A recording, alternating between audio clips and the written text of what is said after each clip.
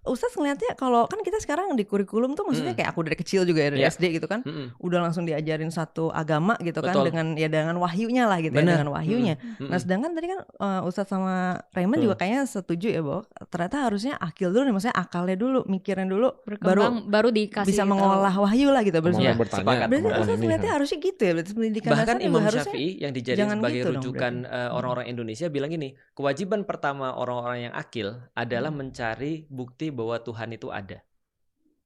Jadi mencari bahwa eksistensi Allah itu benar, itu harus dicari. Jadi dia nggak dapat taken for granted. Artinya seperti yang dikembangkan sama orang-orang di Indonesia ini ya memang problematik sih. Karena aku sering ngomong terbuka di mana-mana bahwasanya di Indonesia itu problematika paling besar adalah ketika agama ataupun pelajaran apapun diajarkannya bukan why tapi what and how.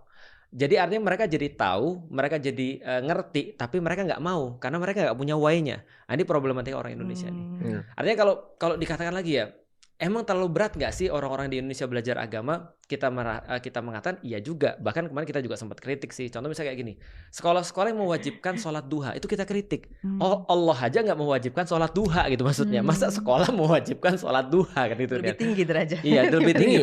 Tapi ketika sekolah ditanya mereka mengatakan apa? Ini kami proses pembiasaan. Tapi tidak seperti itu sebenarnya harusnya. Harusnya mereka melatih orang tuh senang dulu dengan ilmu, senang dulu dengan kemudian agama. Setelah itu baru mau nyari agama kan gitu kan. Artinya gini, bukan dipaksa baca buku atau mewajibkan baca buku, tapi senang sama buku kan gitu sebenarnya. Nah itu yang harusnya terjadi sih. Yang gue suka tuh kayak gini.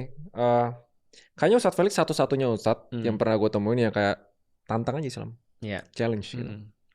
Kan gue, nah dari dulu tuh gue nggak pernah mau belajar agama karena gue takut ya itu ada norma-normanya tentang menantang dan mempertanyakan agama. Taunya Islam mutlak ikutin. Salah masuk neraka. Nah itu, makanya gue nggak pernah dan waktu itu nggak pernah ada interest buat belajar Islam itu sendiri. Akhirnya tantang aja gitu.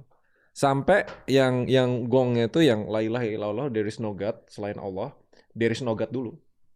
Kayak justru emang flow-nya adalah patahin false belief dulu, apapun yang menghambat itu dibancorin semua, baru bisa masuk ide-ide baru gitu.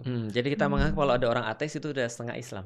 Ateis itu setengah Islam, gitu technically. Iya, karena udah there is no God gitu loh. Tinggal selain Allah. Nah, itunya. Itu guyonannya sih sebenarnya.